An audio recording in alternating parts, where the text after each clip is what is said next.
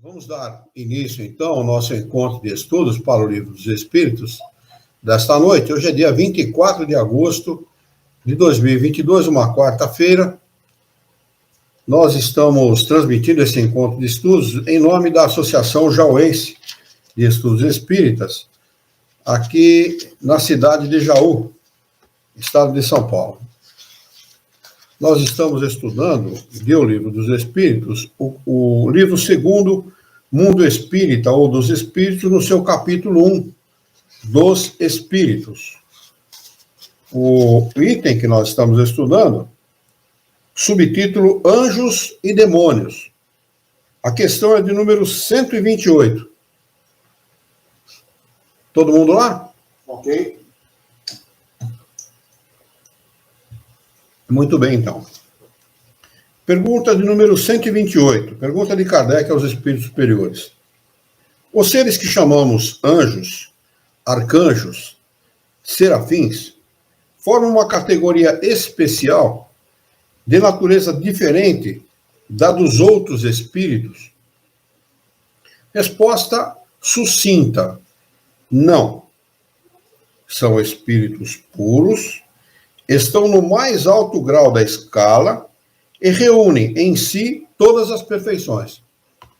Então, mais uma vez, aí eles respondem para Kardec que todos somos criados simples e ignorantes. E iremos atingir essa situação, esse estado, num determinado momento da nossa vida, né? Vamos progredindo, até nos tornarmos espíritos puros. Kardec acrescenta a seguinte explicação. A palavra anjo desperta geralmente a ideia da perfeição moral. Não obstante, é frequentemente aplicada a todos os seres bons e maus que existem fora da humanidade, empregada pela Igreja Católica, né? É dessa forma que a Igreja Católica ensina, não é? Disse, o bom e o mau anjo, o anjo da luz e o anjo das trevas. E nesse caso, ele é sinônimo de espírito ou de gênio. Tomamos-lo aqui na sua significação boa. Para a doutrina espírita, só se chama de anjo ou serafim ou arcanjo os espíritos que atingiram o mais alto grau de elevação possível a um espírito. Questão de número 129. Os anjos também percorreram todos os graus? Resposta, percorreram todos. Mas, como já dissemos, uns aceitaram a sua missão sem lamentar e chegaram mais depressa. Outros empregaram maior ou menor tempo para chegar à perfeição. Questão de número 130. Pergunta de Kardec aos espíritos superiores. Se a opinião de que há seres criados perfeitos e superiores a todos os outros é errônea, como se explica a sua presença na tradição de quase todos os povos? Resposta. Aprende que o teu mundo não existe de toda a eternidade. E que muito antes de existir, já havia espíritos no grau supremo. Os homens, por isso, acreditam que eles sempre haviam sido perfeitos.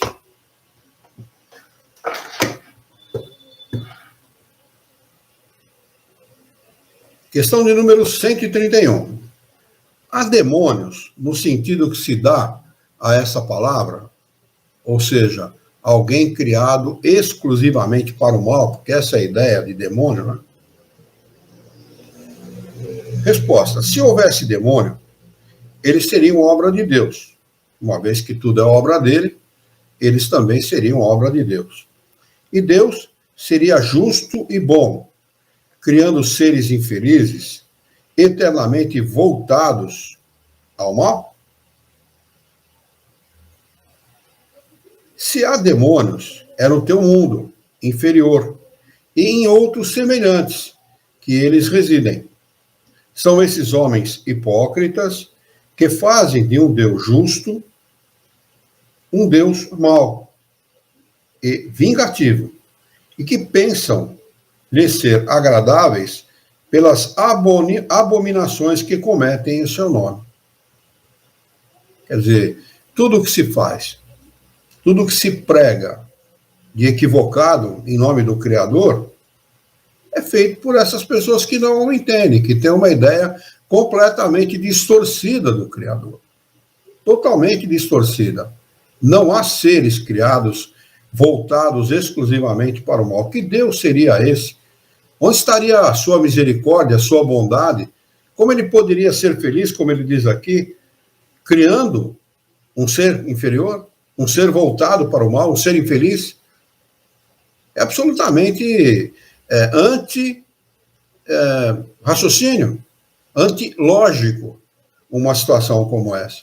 Não é? Não há a menor possibilidade de Deus ter criado, porque essa é a teoria da Igreja Católica, de Deus ter criado um ser voltado única e exclusivamente para o mal. Não é? Fazendo mal, praticando o mal, induzindo ao mal, levando a humanidade para o mal. Não é? Se servem dessa teoria pessoas mal informadas, pessoas ignorantes ou de má fé. Porque há muitos que usam desta teoria para induzir as pessoas a abrirem o seu bolso e darem seus bens para as denominações religiosas. Não é? Somente por isso. É por isso que o espiritismo é muito combatido pelas religiões, quando deveria ser ao contrário. Ele é muito combatido por conta disso, né? Porque, uma vez liberto dessa ideia de que o homem é responsável por si mesmo, pelos seus equívocos, pelos seus acertos, ele é que é responsável pela sua felicidade e pela sua infelicidade, deixa de existir a figura do demônio, a figura do diabo, deixa de existir, porque aquilo que fizermos de bom ou aquilo que fizermos de mal, nós não podemos atribuir a ninguém. Havia na Idade Média, eu não sei se eu vou lembrar o nome agora, mas 2 seres eram os...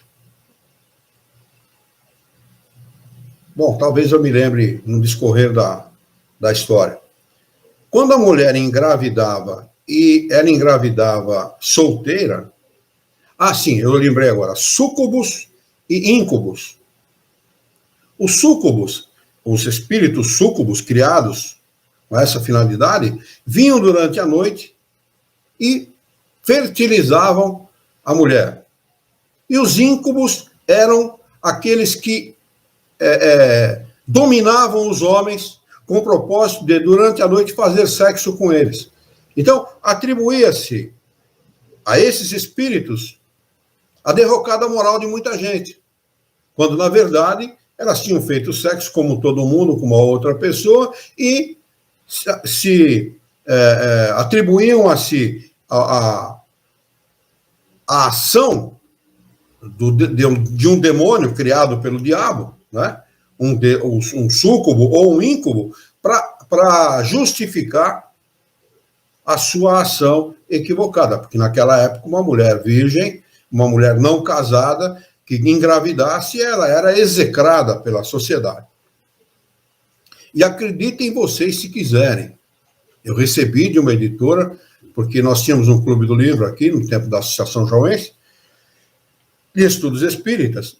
Eu recebi um livro de uma editora aqui perto aqui de Piracicaba, eu não vou lembrar o nome agora. Esse autor colocava nas suas obras os súcubos e íncubos como verdadeiros. Vê se tem cabimento uma coisa como essa. Eu mandei uma cartinha para a editora. Isso é um absurdo. Como é que pode uma coisa dessa? Nós avaliávamos livro por livro antes de entregar. Nenhum livro era entregue no Clube do Livro se não tivesse o máximo possível próximo daquilo que era ensinado por Kardec. Nem sempre a gente conseguia. Sempre tinha alguma coisinha no meio que não dava para fugir. Mas a gente, de cada 10 livros que recebia, 9 eram descartados. 9 eram descartados. Né? Então, Então, para vocês terem uma ideia, o que é essa ideia equivocada, errônea, né, pregada por muitas religiões, da criação dos seres voltados ao mal, criados por Deus. Porque se ele é o Criador Supremo, não é? A inteligência suprema do universo, não tem outro para criar. Ninguém é gerado por acaso, ou por mera coincidência, ou algo assim. Alguém tem que ser gerado por alguém, por alguma coisa. Nós todos somos filhos de Deus, criados por Deus. Como nós somos gerados, né? Lá como o homem deixa de ser elemento espiritual para se tornar espírito, nós não sabemos como isso funciona, mas isso existe. Então todos nós temos a mesma origem. Todos nós temos o mesmo, viemos do mesmo lugar. Então essa história de seres voltados ao mal, isto é uma maneira que o homem encontrou para muitas vezes justificar os próprios erros. Kardec faz aqui, e é um tanto quanto longo, mas bastante esclarecedor, um acréscimo de esclarecimento. A palavra demônio não implica a ideia de espírito mal, espírito mal, a não ser na sua acepção moderna. O homem tomou essa palavra como sinônimo de mau espírito, ou de um espírito mau. Porque o termo grego daimon, de que ela deriva, significa gênio, inteligência, e se aplicou aos seres incorpóreos, bons ou maus, sem distinção. Então, a gente pode dizer que demon, em grego, é sinônimo de espírito, pura e simplesmente. Aí essa palavra foi variando, até chegar aos nossos tempos, como sinônimo de mau espírito. Mas não é. Para o grego, quando se falava demon, se falava de espírito, mal ou bom, independentemente, mas de espírito. Os demônios, segundo a significação vulgar do termo, seriam entidades essencialmente malfazejas, e seriam, como todas as coisas, criação de Deus. Mas Deus, que é eternamente justo e bom, não pode ter criado seres predispostos ao mal, por sua própria natureza, e condenados pela eternidade. Se não fosse obra de Deus, seriam eternos como ele, e nesse caso haveria muitas potências soberanas. É pior ainda, né? São iguais a Deus, têm a mesma capacidade, a mesma inteligência, o mesmo poder. É pior ainda. Porque nada está acima do Criador, absolutamente nada. Deus é supremo. Nada mais. Não tem. E nem ao lado, né? Como? E nem ao lado. Nem ao lado. Nem igual. Nem perto. Ele é supremo. Os espíritos criados por ele, pelo Criador, por Deus, chegam a um estado tal de evolução que se aproximam dele, mas nunca o igualam. É sempre relativa esse progresso. É um progresso relativo, não absoluto, nunca absoluto. Não é? Então, tudo é criado por Deus, tudo.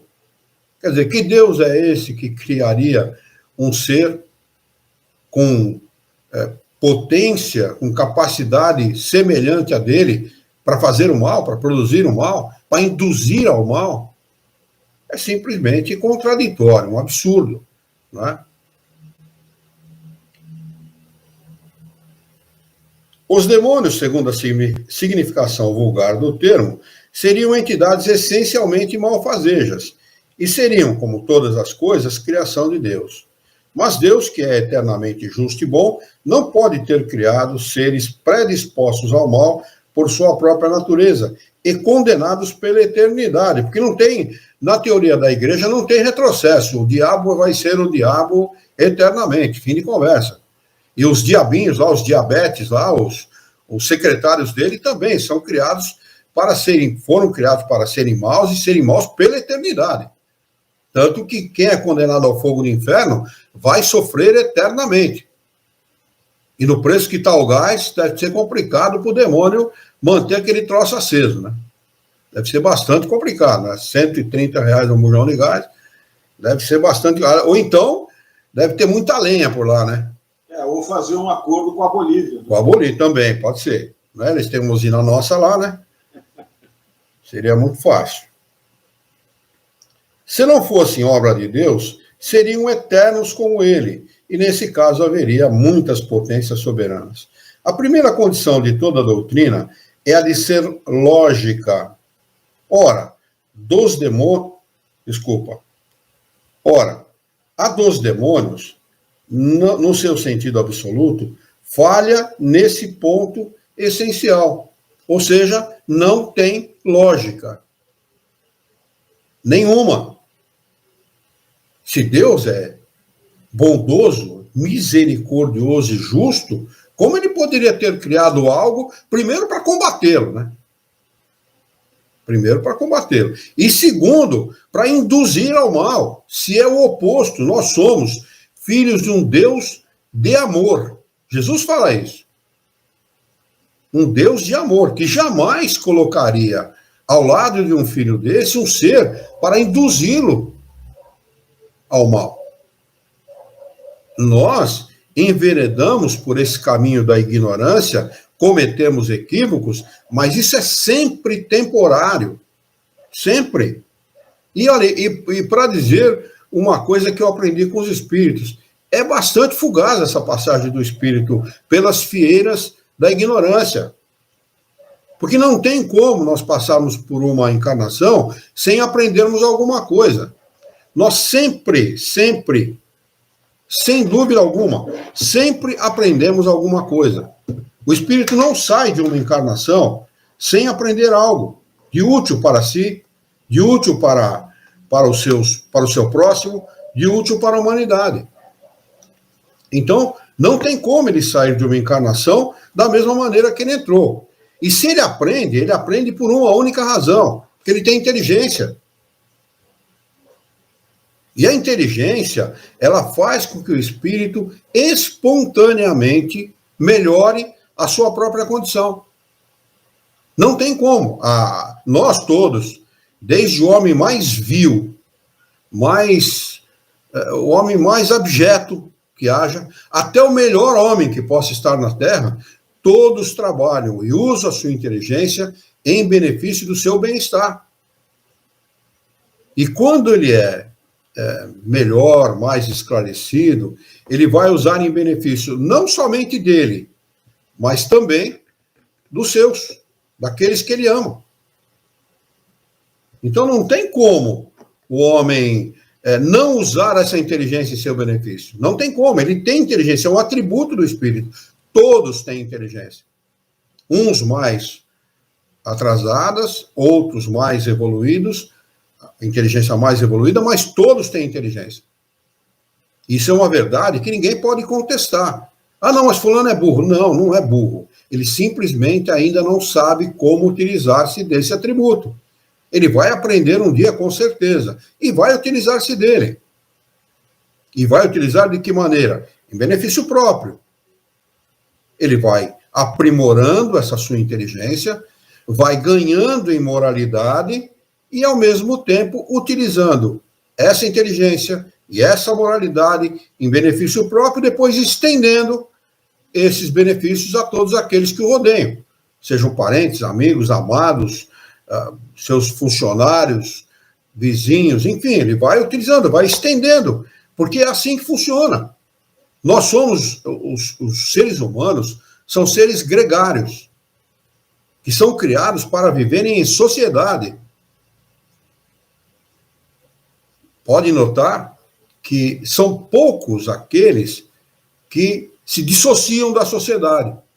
Poucos, pouquíssimos. Não é? Os ermitões, esse pessoal todo, são poucos esses que se dissociam da sociedade. O homem sempre busca, de alguma forma, viver em sociedade, se adaptar a ela, se beneficiar dela e, automaticamente, se beneficiando dela, acaba beneficiando a todos. O que é uma coisa natural para todos nós. Né? Então, não há como ser diferente. Não há como acontecer de maneira diferente. Né? Então, Que história é essa de seres voltados unicamente e exclusivamente voltados para o mal? Ao contrário, o homem aprimora a sua inteligência, ganha em moralidade, progride e se torna cada vez melhor. Então não é voltado para o mal, é voltado para o bem. É no sentido inverso, no sentido oposto. Essa é a lógica.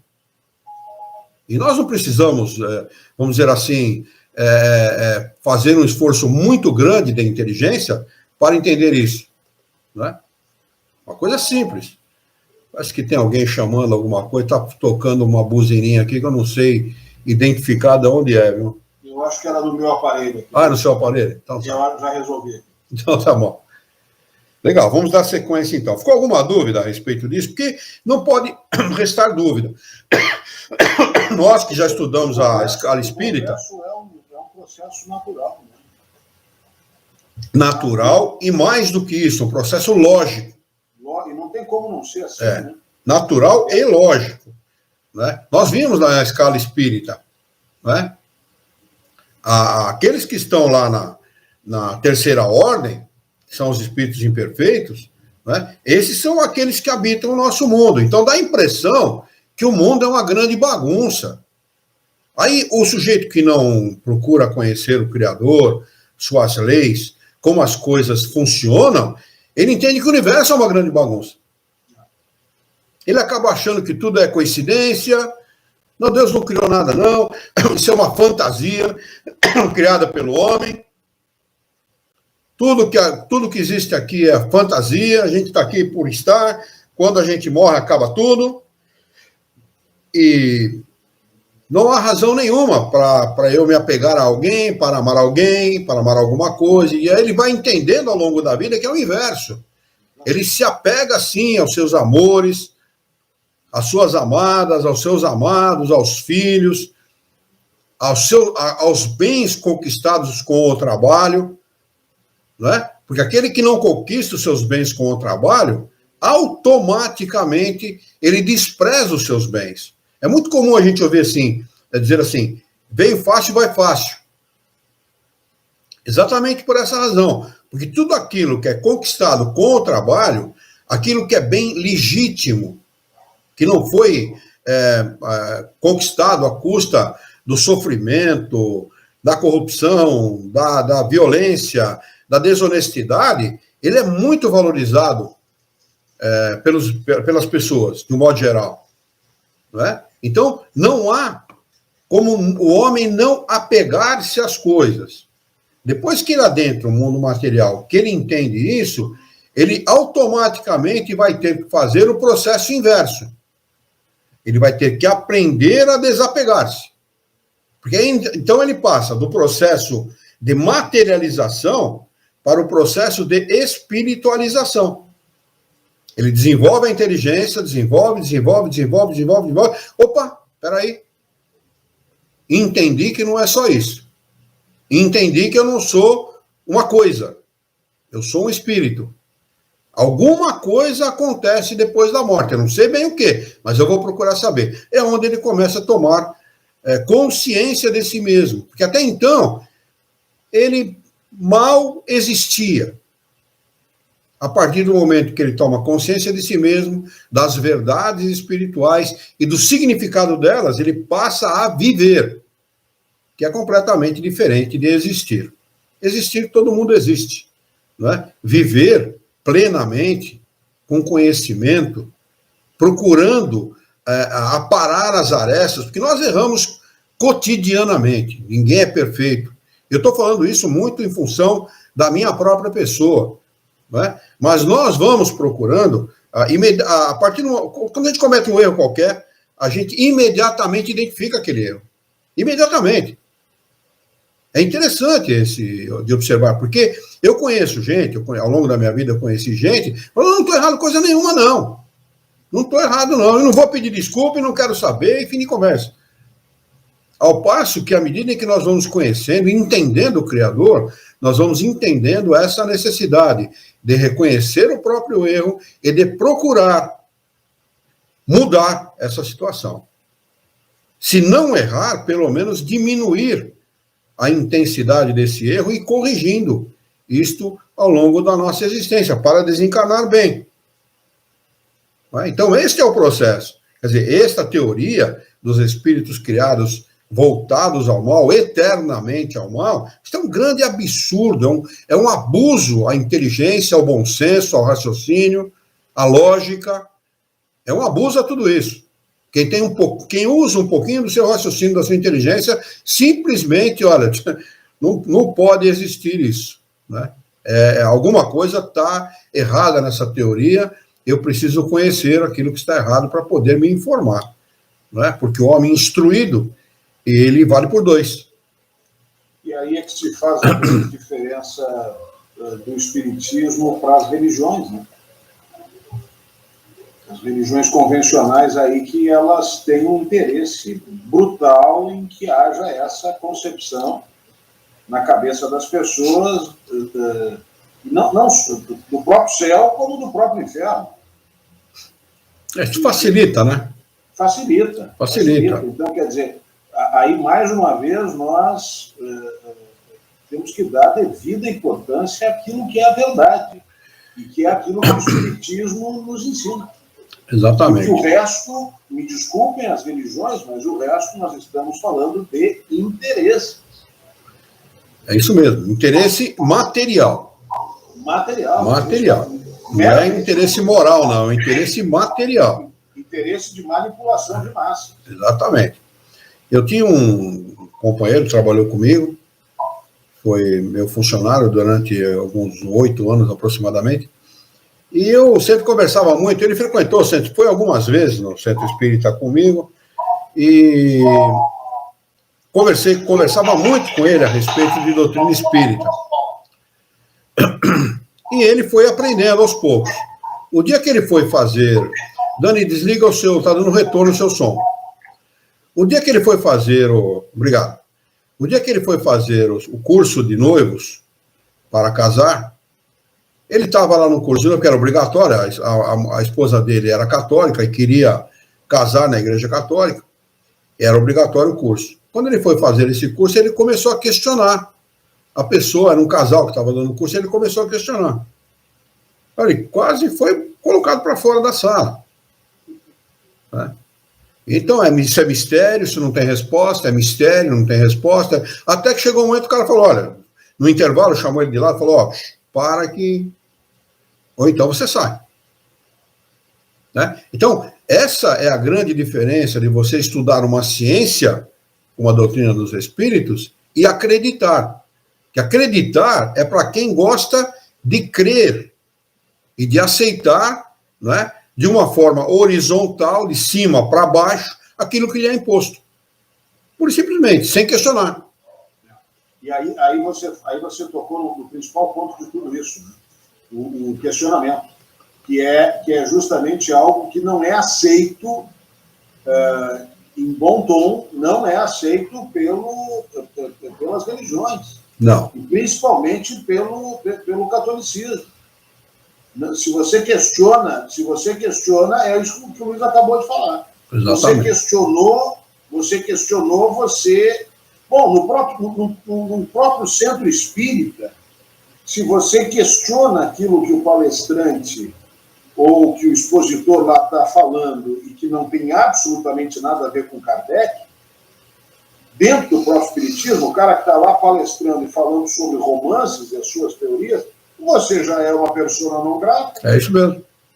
É porque são gente que vem da Igreja Católica, são derivadas desse tipo de pensamento, né, Alexandre?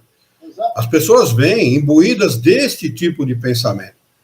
Eu mando e sou obedecido. Não é? Eu falo e o pessoal diz amém. Não é? Ou seja, o amém significa sim. Não é? Deveríamos, 90% dos centros espíritas no Brasil deveria estar, ao invés de estar escrito na frente, centro espírita, deveria estar escrito centro espiritólico. É uma sugestão válida. Ou como o Luiz gosta de dizer, centro como é que é? Catopírita. Catopírita. Mas tem gente que comete um absurdo maior que esse que você está falando, viu? O pessoal coloca lá, Centro Espírita Kardecista. É um absurdo, rapaz. É um absurdo. Alguma pessoa, e que é uma pessoa de um centro espírita aqui em Florianópolis, centenário.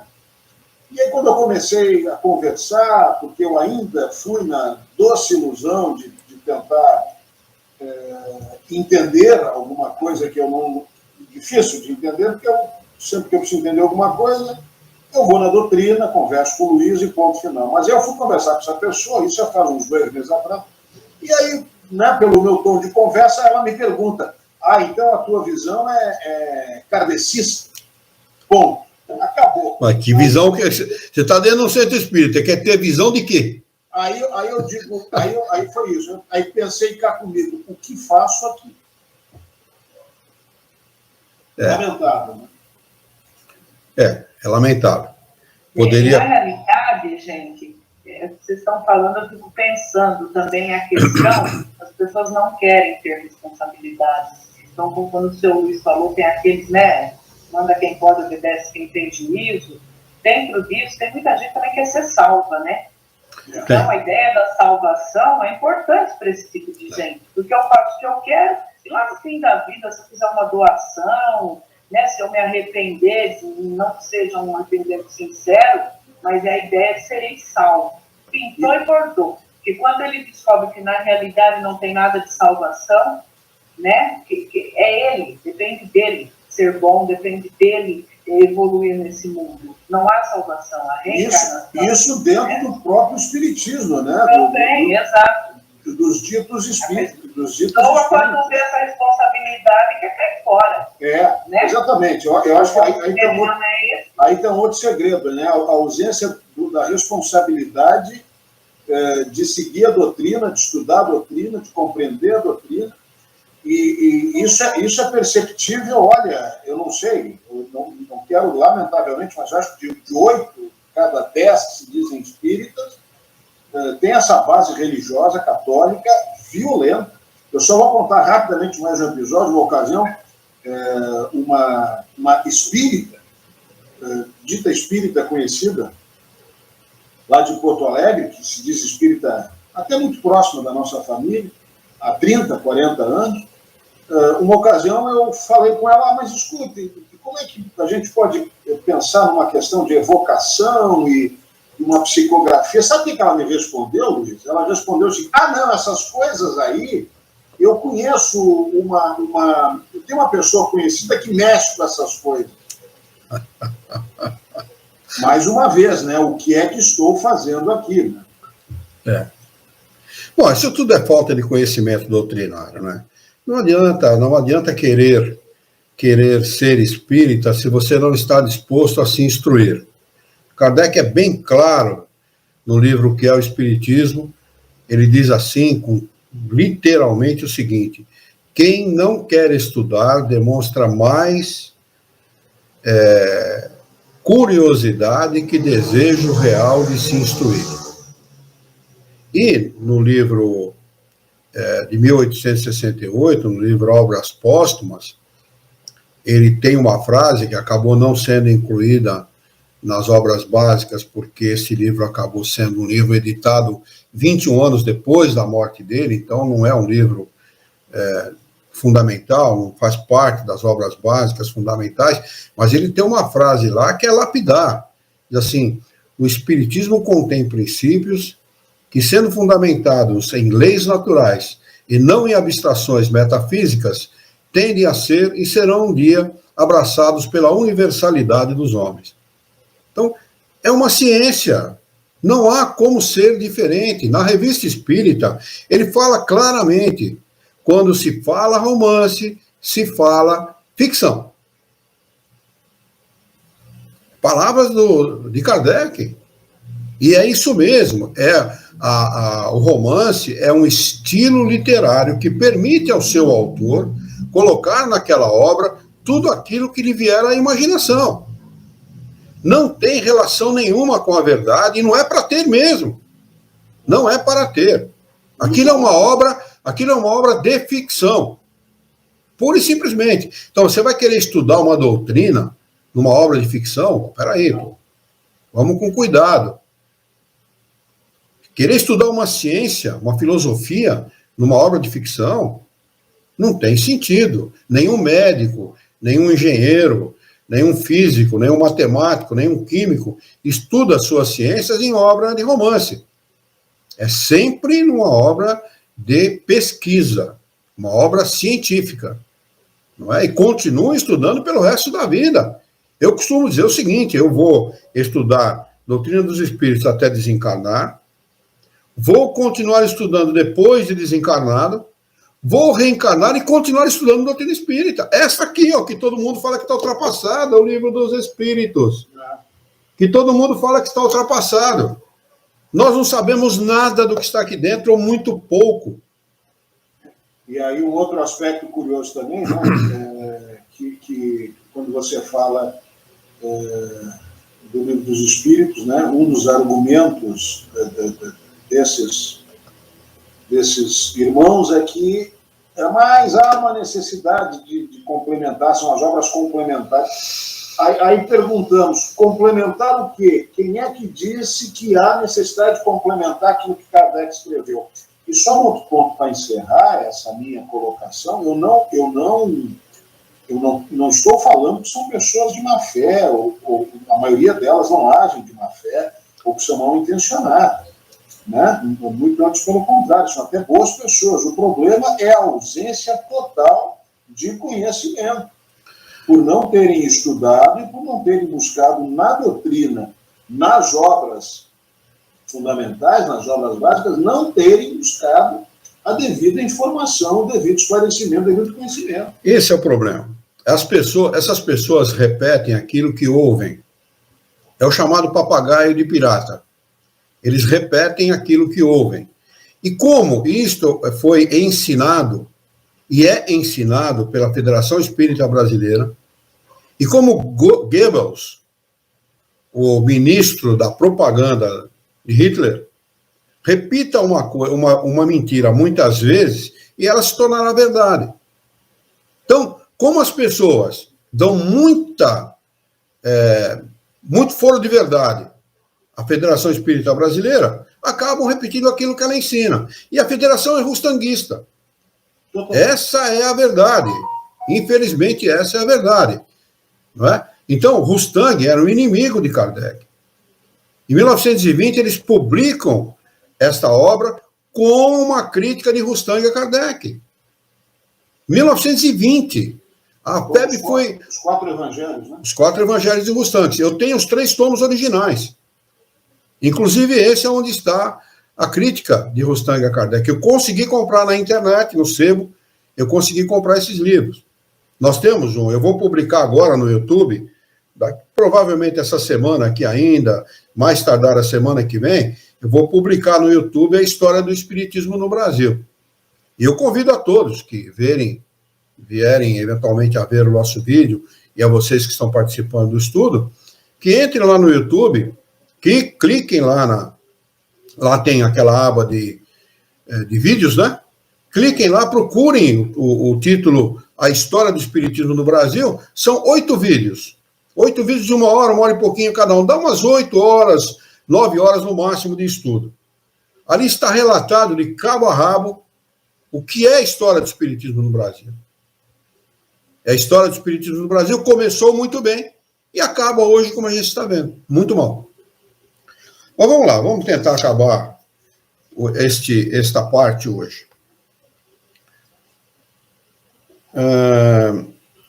Que na crença dos povos atrasados, que não conheciam os atributos de Deus, admitindo divindades malfazejas, também se admitissem os demônios, é concebível.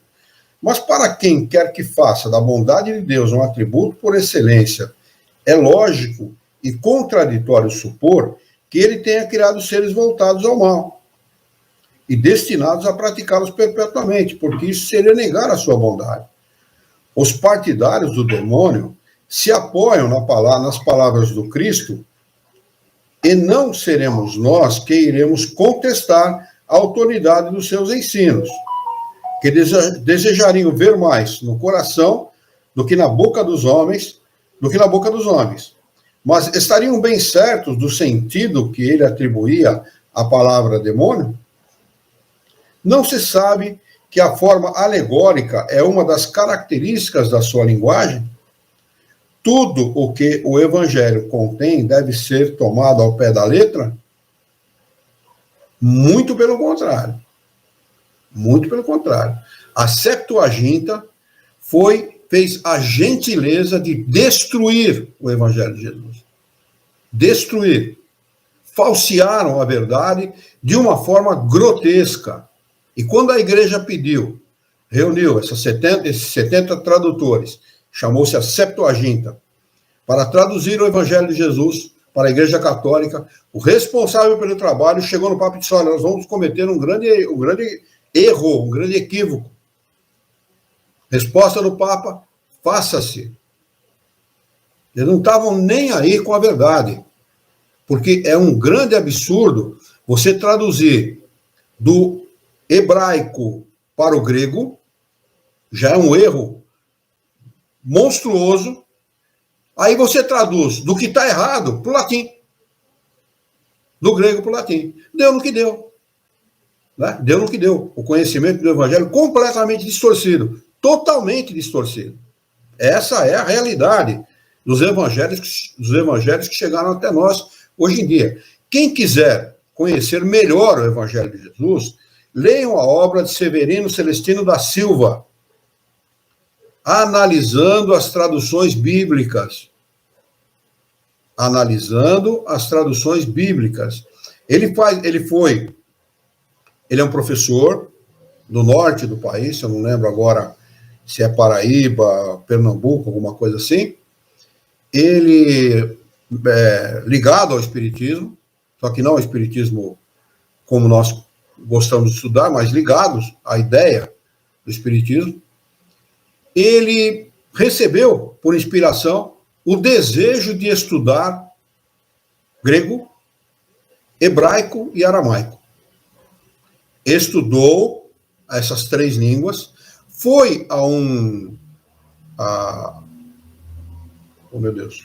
uma sinagoga, falou com o responsável pela sinagoga e pediu autorização para compulsar os originais, porque ali está o Velho e o Novo Testamento, no seu original, em hebraico. E ele, nessa obra, ele faz a transliteração, ele transforma de hebraico para português, transliterando. E depois ele traduz essa transliteração para o português. É um absurdo o que fizeram com o Evangelho. Um absurdo. Colocaram o sentido e deram o sentido que quiseram, e depois vieram lá os sabichões, né? E já pegaram o que estava uma porcaria e fizeram uma porcaria em cima da porcaria. Essa é a realidade. Então, quando o Kardec faz esse questionamento, ele está com a perfeita razão. Não se sabe que a forma alegórica é uma das características de sua linguagem? Tudo o que o Evangelho contém deve ser tomado ao pé da letra? Não queremos outra forma além desta passagem. Abre aspas. Logo após esses dias de aflição, o sol se obscurecerá e a lua não dará mais a sua luz. As estrelas cairão do céu e as potências celestes serão abaladas. Em verdade vos digo que esta geração não passará antes que todas essas coisas se cumpram, fecha aspas. Palavras de Jesus. Não vimos a forma do texto bíblico contraditado pela ciência no que se refere à criação e ao movimento da Terra? Totalmente contraditado, lá no Velho Testamento. Não pode acontecer o mesmo com certas figuras empregadas pelo Cristo, que deveria falar de acordo com o tempo e a região em que se achava. Não há como não contextualizar as palavras do Cristo ao seu tempo. A forma de viver, os valores, a inteligência, tudo era diferente naquela época. Por isso que ele prega por parábolas, por historietas. Hoje em dia, nós temos uma professora aqui participando do nosso estudo, historieta se conta para criança, porque a mentalidade dela vai absorver de uma forma lúdica aquilo que se está tentando ensinar. Mas você vai falar de forma lúdica, com um adulto é um grande absurdo. E hoje, nós somos adultos em relação àqueles que viveram no tempo de Jesus. Quando eu falo adulto, eu falo em inteligência e moralidade. Por isso que hoje o Espiritismo ensina de forma clara, objetiva, sem alegorias, aquilo que Jesus ensinou naquela época. São as mesmas coisas, de forma ampliada e clara. As mesmas coisas, sem diferença nenhuma. O Cristo não poderia ter dito conscientemente uma falsidade. Se, portanto, nessas palavras há coisas que parecem chocar a razão, é que não as compreendemos ou que as interpretamos mal. Além de termos que nos reportar ao fato de que os evangelhos começaram a ser escritos 70 anos depois da morte de Jesus. Dani, o que você comeu domingo passado na janta?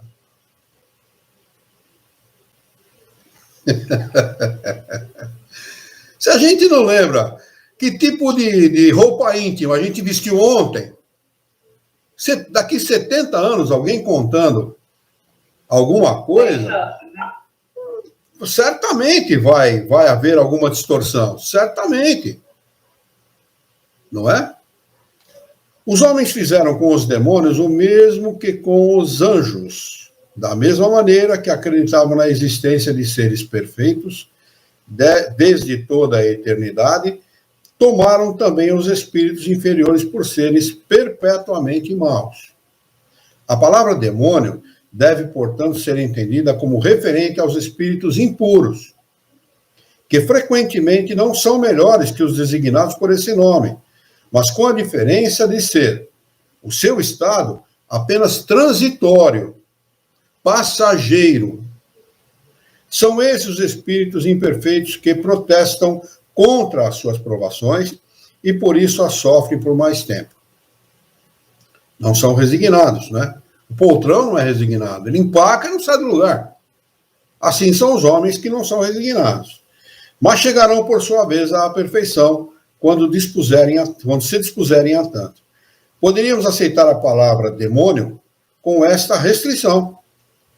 Mas, como ela é agora entendida, num sentido exclusivo, poderia induzir em erro, dando margem à crença na existência de seres criados especialmente para o mal. A propósito de Satanás, é evidente que se trata da personificação do mal sob uma forma alegórica, porque não se poderia admitir um ser maligno lutando de igual para igual com a divindade, e cuja única preocupação seria de contrariar os seus desígnios. Como o homem necessita de imagens e figuras para impressionar a sua imaginação, pintou os seres incorpóreos com formas materiais dotadas de atributos que lembram as suas qualidades ou os seus defeitos, as qualidades e defeitos do próprio homem.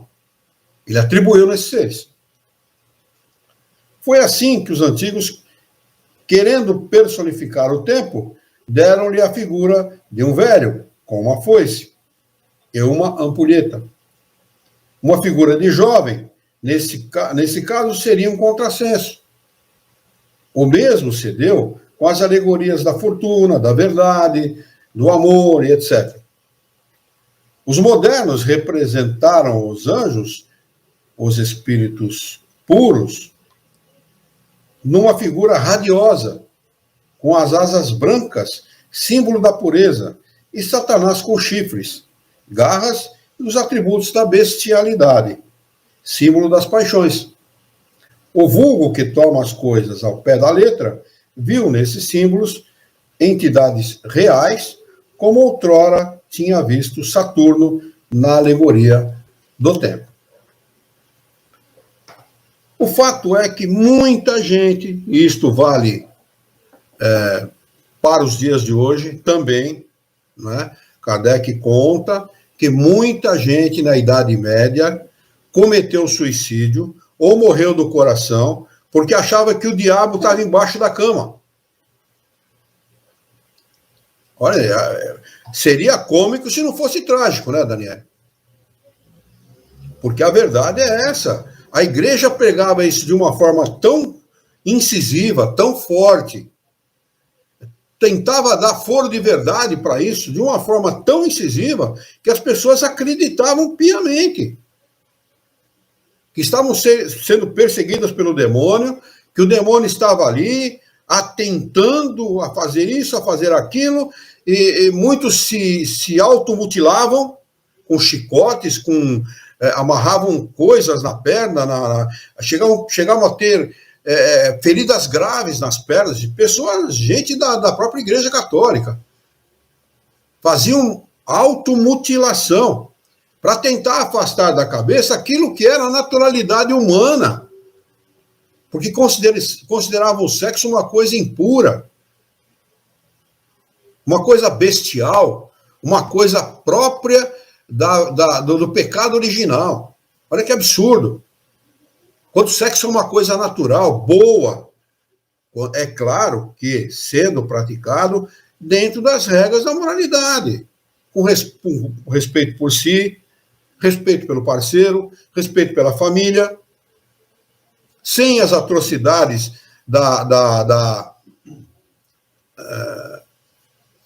daquilo que a gente vê hoje em dia, né? Parceiros, tendo parceiros indistintamente entre as pessoas, né?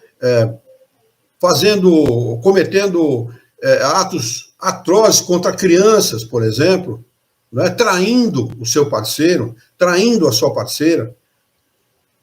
O sexo é uma coisa boa, inclusive criada, sim, para o prazer das pessoas.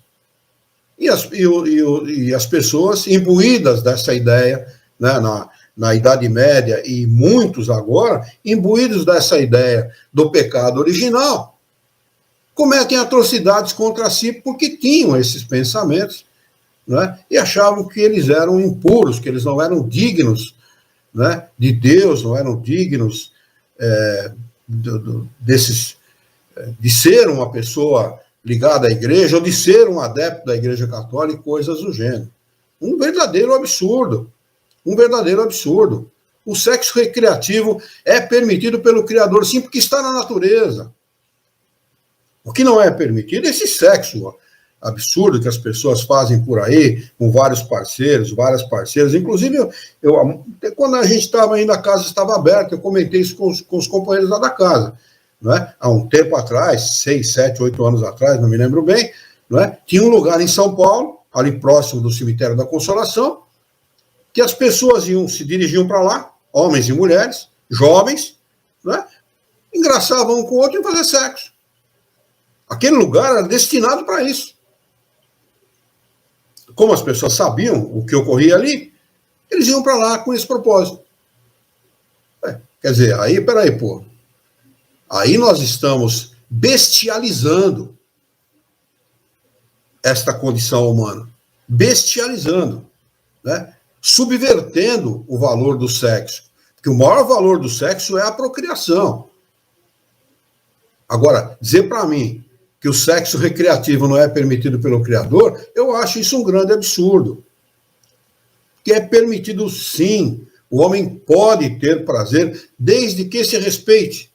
Desde que respeite a parceiro, os filhos, a família, que tenha boa conduta moral, não é? Por que não? Quem disse que isso é mentira? Se não fosse mentira, se não fosse verdade, o Deus não teria permitido ao homem. Faria como faz com os animais. Tem animal que só copula em época de reprodução. Apenas com o propósito de procriação. Para o homem não é assim, porque o homem tem inteligência e ele pode utilizar a sua inteligência, o seu livre-arbítrio, para se conduzir pela vida de forma plena, porque o sexo completa a vida. O sexo é uma troca de fluidos entre os parceiros, quando eles se respeitam, quando eles se amam. O homem pode doar para a mulher aquilo que está lhe faltando, em termos fluídicos, não é? Estou falando de magnetismo, e a esposa para o marido, em termos magnéticos, né? Em termos do magnetismo humano, aquilo que lhe é necessário. Mas aí as pessoas, não, peraí, o teu demônio está te inspirando errado, ele está agindo sobre você, ele está induzindo você pelo caminho do erro, do mal, pelo caminho do pecado, quando o pecado não existe. Pecado é aquilo que vai dentro de cada um de nós. Nem o céu, nem o inferno existe. Céu e inferno é um estado de alma, ensinam os espíritos superiores a nós. Apenas um estado de alma, única e exclusivamente. Vamos marcar o capítulo 2, Encarnação dos Espíritos, para a próxima quarta-feira, faltando 5 minutos para o término do nosso encontro de estudos. Com a palavra, aqueles que quiserem fazer as suas considerações finais, para nós fazermos a nossa prece de encerramento. A mim, ok. Você falou capítulo 2, né? Eu falei capítulo 2, Encarnação dos Espíritos. Encarnação dos Espíritos. Isso. 4 minutos para encerramento. Dani, quer fazer alguma consideração? Não? Tudo ok. Alexandre? Tranquilo. Para variar, mais um bom estudo e uma bela noite de aprendizado. É isso mesmo. É o que nos proporciona a doutrina dos Espíritos, né? Esclarecimento. Porque o homem que não tem conhecimento, que não é esclarecido, ele é vítima de si mesmo, da sua própria ignorância. Não é? Vamos fazer a nossa prece, então? Muito bem. Vamos elevar o nosso pensamento, mentalizar a figura excelsa e amiga de Jesus, o nosso Mestre, e juntos com Jesus vamos nos dirigir ao Criador, ao Senhor da vida, fonte inesgotável de paz, de amor, de bondade, de misericórdia e justiça, para agradecê-lo muito pela oportunidade de aqui estarmos reunidos em seu nome, para discutirmos as questões propostas pelo Livro dos Espíritos dessa noite.